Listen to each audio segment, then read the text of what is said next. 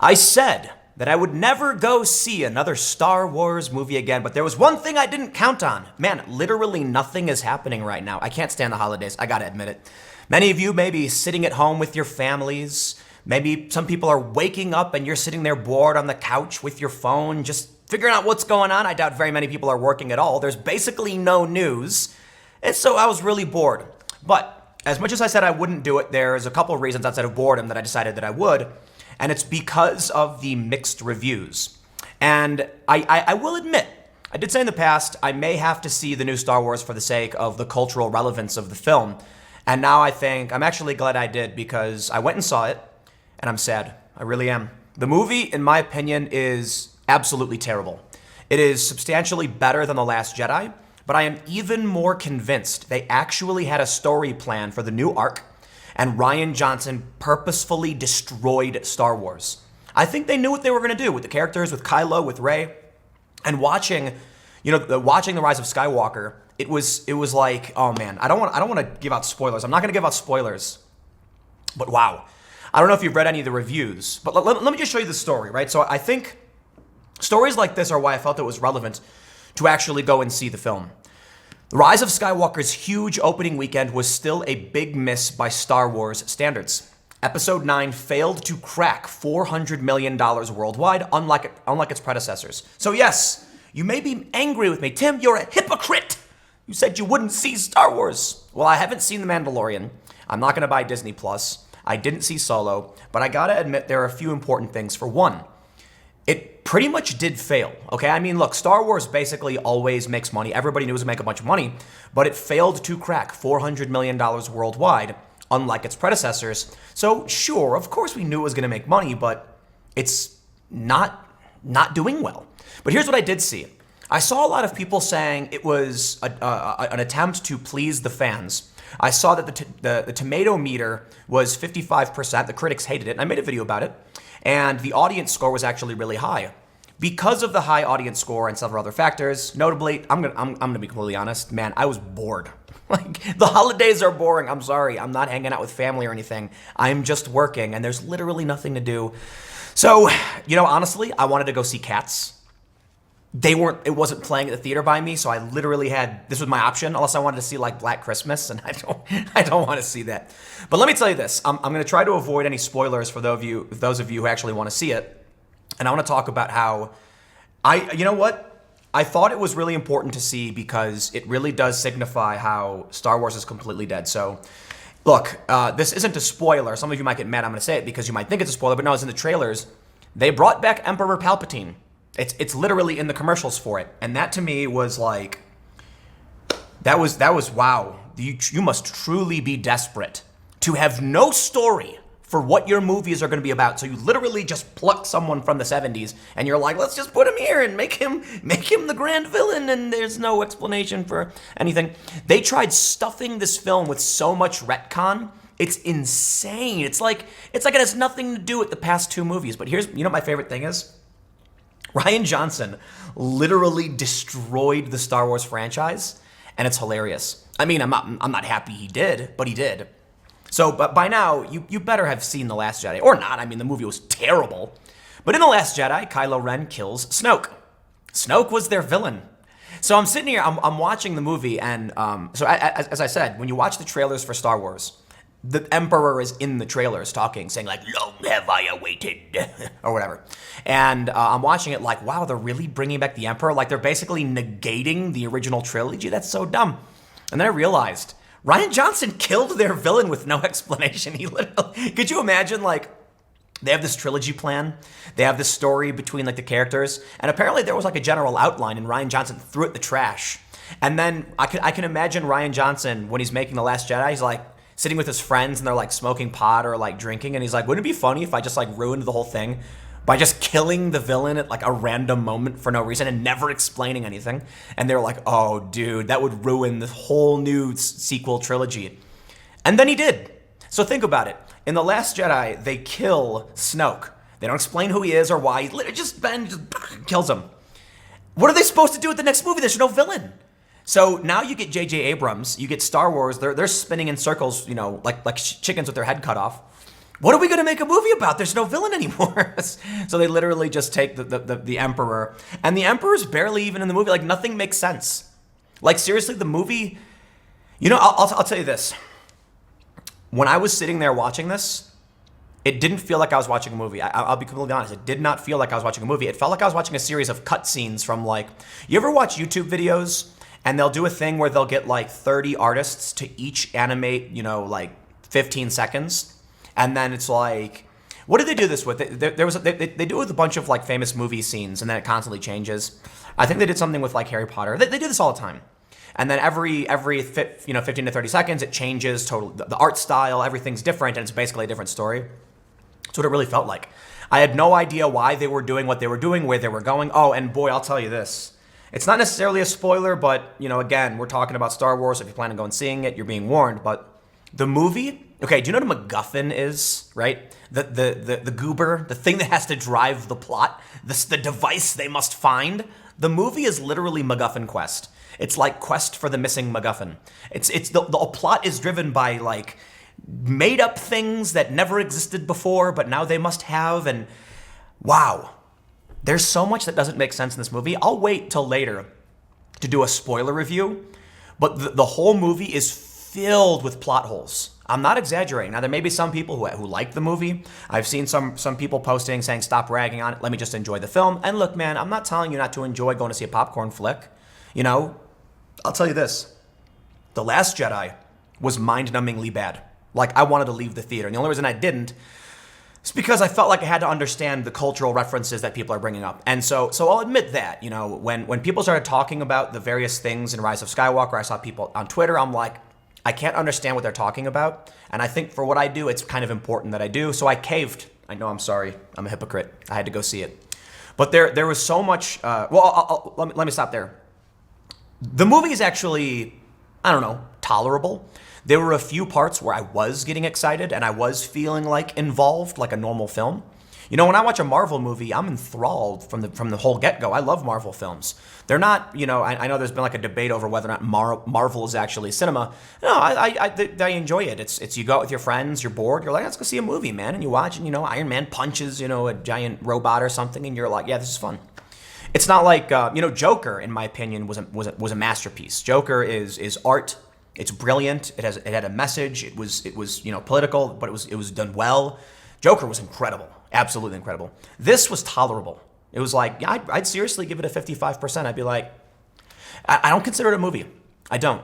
I think it's kind of like if a fan made you a scrapbook of various like Star Wars related ideas that you could flip through and be like, oh yeah, that's a thing. Oh cool, look at this, lightsabers. Those were fun. So let me read a little bit of this Vox article because I know I started ranting, but I want to talk about it actually did worse than The Last Jedi. And so that's the point I want to drive home. They say, the movie, according to Box Office Mojo, made $373 million worldwide this weekend. While that was easily enough to win the weekend, the haul is lower than the first weekend grosses of the previous two Star Wars films in the current trilogy. The Force Awakens made $494 million in the first weekend, and The Last Jedi grossed $437.5 million over the same 3-day period in 2017. To be clear, $373 million would be a stellar opening number for most movies, but Star Wars movies operate in a different stratosphere of box office thanks to their history and decades of diehard fans. Since The Rise of Skywalker represents the final chapter in the 42-year story of the Skywalker clan, it was not really a movie. The thought was that it would at least break the $200 million mark domestically like its predecessors. Critics didn't love The Rise of Skywalker. I'll wrap it up there. You get the point. I truly believe Star Wars is over.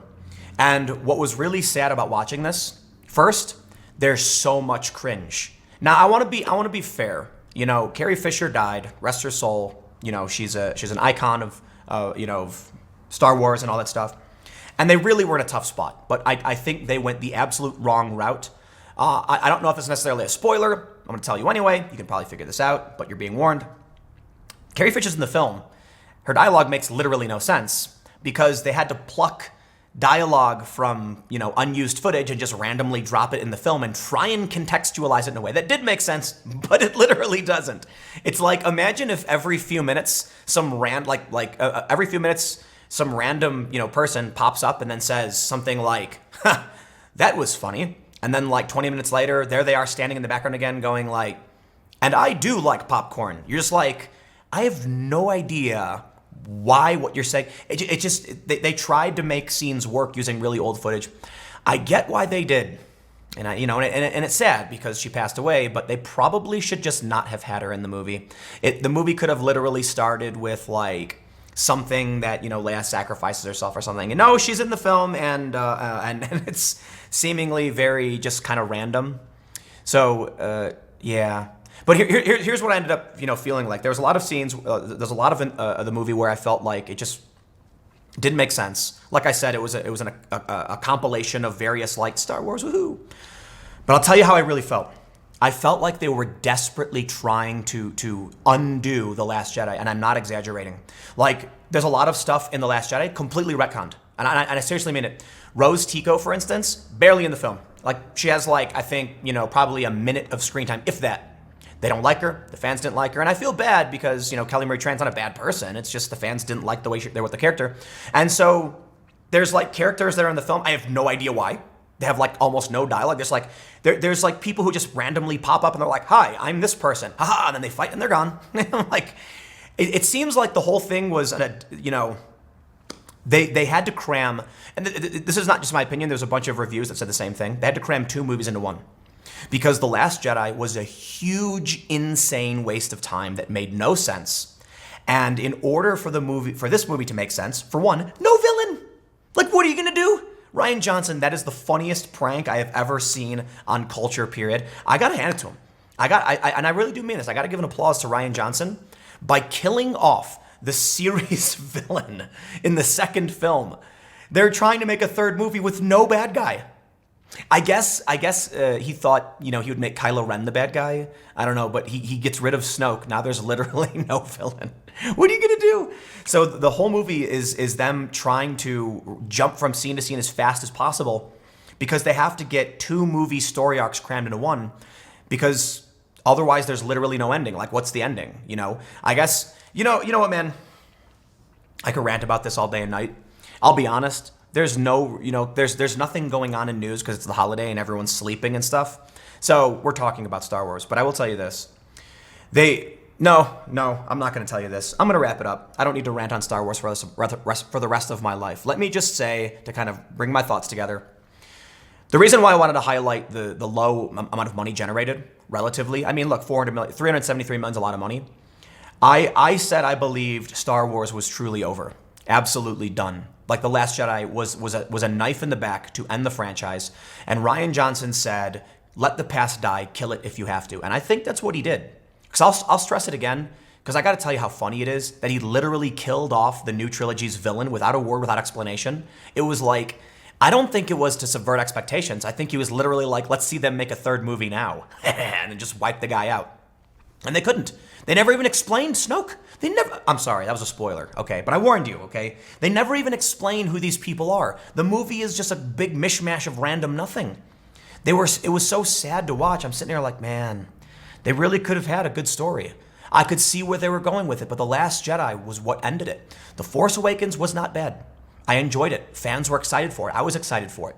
Seeing that scene with, Han Solo coming in the Millennium Falcon, I'm like, this is gonna be cool. And then Rian Johnson was like, hold my beer. I'm going to make sure Star Wars is over completely. And he did. So here's what happens now. I think it should be surprising to people to see that it's been doing continually worse and worse. A lot of people didn't like The Force Awakens because they call it a stealth remake or a shot-for-shot remake of A New Hope, and that's kind of true. But there's something they could have done with that. They could have started there, and then with the next movie kind of, genuinely subverted expectations. I really would have liked to see Kylo Ren and Rey like switch sides. And then, culminate with Rey being the ultimate villain. Instead, it's Emperor Palpatine. Again, that's in the commercials. Because, I don't know, they want to sell toys, I guess. They introduced some characters that are very clearly, marketing attempts. The whole film is basically just a quick commercial for kids to try and get them to buy toys. But I'll tell you what, man. If there's no cultural enthusiasm for Star Wars, no one's going to buy the toys, right? Some people might buy toys. That's what they really hope for. That's where the money really comes from, the merchandising. But the thing about Star Wars was that the original trilogy was a cultural phenomenon. And I think what a lot of people miss when they watch the sequels and the prequels, is that in the 70s, seeing a film where people in outer space is kind of a new thing. You know, I wasn't alive back then, but my general understanding of it is that before the original Star Wars, like these are new special effects created by George Lucas that people had never seen before. So imagine, you know, for us, we're spoiled. We have movies like Transformers with giant robots. We have crazy CGI. We see films all the time in parallel realities and, you know, alternate universes and lightsaber battles. We see it. It's not exciting. We see movies where The Rock literally throws a chain at a helicopter and pulls it. We've seen the action and the intensity. We've seen, you know, alternate dimensions and multiple realities. When the original Star Wars came out, it was one of the first times. So what Star Wars needed to do was to capture something new, not just keep trying to rehash the old, and they failed to do it. So I'll tell you what, man. The original trilogy, it was great. I love the original trilogy. It's an adventure film. It wasn't a superhero film, right? The prequels were fun. I do like the Revenge of the Sith. I would have really liked the new sequel series to maybe end with like the Sith coming back or something. Instead, there's no story, there's no villain. It's a chaotic mess, and you get the point. There's a bunch of cars honking outside. I guess it's Christmas or something. So I'll wrap it up here. Thanks for listening to me rant about Star Wars. Stick around. I might come back at 1 p.m. I don't know. It's Christmas Eve and no one's working, so we'll see what happens. But I will see you all, if that is the case, which I presume it will be, at 1 p.m. on this channel. And I got to stop myself now. Otherwise, I'll literally talk about Star Wars for 3 hours. Thanks for hanging out. I'll see you all next time.